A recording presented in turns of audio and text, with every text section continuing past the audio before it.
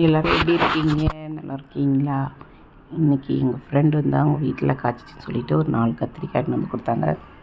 அதை போட்டு தான் ஷார்ட்டாக கொஞ்சமாக ஒரு ஆணம் வச்சாச்சு.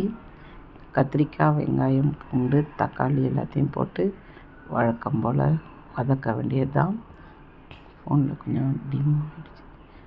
அதுக்கப்புறம் நல்லா வதக்கிட்டு ஒரு ஆணம் வச்சுட்டேன்.